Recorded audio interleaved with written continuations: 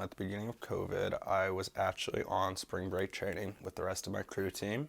We had just gotten a new coach, so tensions were high. People were like a little upset, frustrated. Um, I remember I went to my environmental politics class, and a professor that I really enjoy, her name's Dr. Riley, was like, "Hey, we might be on a 2 week break when we get back from spring break." And everybody was really excited because it was that time of the semester that you're like tired, you just kind of need a break. So everybody was really pumped. But little did we know it'd be much more than a 2 week break. I packed all my stuff up kind of hurriedly because I just wanted to get home real quick before any lockdowns or anything started like that. So I took like a duffel bag, a backpack. So I loaded it all into my Chevy Impala, and then I started to drive back to Pittsburgh, which is like a 6 hour drive from Chestertown. And then I got home, and it slowly got worse and worse from there. Cases started to happen in my very large but isolated town. And then COVID slowly started to spread across the US. So life kind of changed after quarantine, obviously, as it did for everybody. But for me personally, a lot of my professors weren't really aware how to teach online. A lot of them were really in-person instructors. Some of them were really bad at it, and I really don't think I learned anything in some of their classes. But I did end up having to write a lot of term papers, which was really annoying because I didn't even have access to the library. So that made it kind of difficult. And as we got a new coach, people were a little upset. He wasn't sending out workouts because nobody was sure what was happening, if we were even allowed to send out workouts to home, what was going on at all, really. We were all kind of confused. But during that time, we had our captain elections, and I was elected captain. So I was having to deal with all of that at once.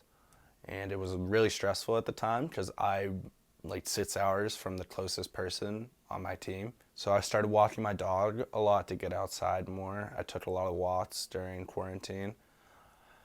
Student wise, I really had no Zoom classes, so it really was just whatever I chose to do throughout the day, whether that be sleep, eat.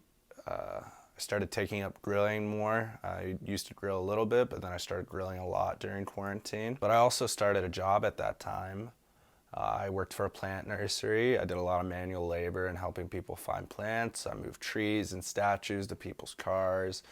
We delivered trees to people's houses. It was kind of odd doing a lot of manual labor in the mask. It was kind of hard to breathe at first, but you got used to it. But you did have people just come in without your mask, and you'd be like, "Could you put your mask on, please?" So, I mean, that kind of made it a little different because at the time people really weren't sure how it spread. People thought sunlight killed it.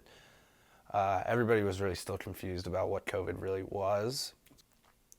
Before in the summer, my school decided that they thought they were going to go back, and everybody was pretty optimistic as we're on the eastern shore of Maryland. We're a pretty small school, we're in a very small town, pretty isolated. So we were all pretty hopeful to maybe get back and see each other again and hang out with our friends. But like 3 days before our students were about to move in, they started sending out the email that said basically, "We're not going back on campus, we are virtual." Me and two friends got an off-campus apartment in a little bit far away from the school. It's probably like a 5 minute walk. And I did that because I knew I needed somewhere to live because I wasn't going to be allowed to live at home anymore. So I was like, "Hey guys, so like this is my situation. There's a chance that we could get out there and row too, so like it would make sense if we all lived together." And we ended up moving here. But while I was here, I needed a job to pay for groceries and stuff, so I applied to be a tour guide because I was already giving tours as a captain. And it worked out really well. One of my friends works for the office too, so she put in a good word for me. And I got the job. We have to use an app called Emoca to check in every day to see we have no symptoms, and then we have to give it our temperature. And if you have any symptoms, it'll put you on yellow or red, and you won't be allowed on the facilities. So when I moved off campus, I expected to maybe be able to get into on some on-campus lectures, but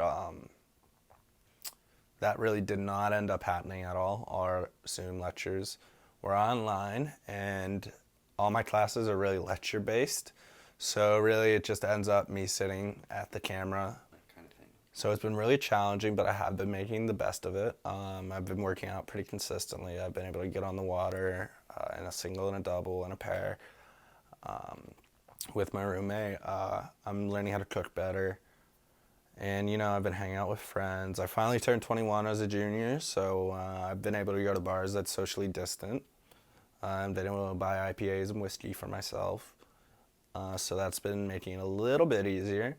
But yeah, I mean, there's not really much you can do other than try to adapt and overcome it. So that's what I've been trying to do.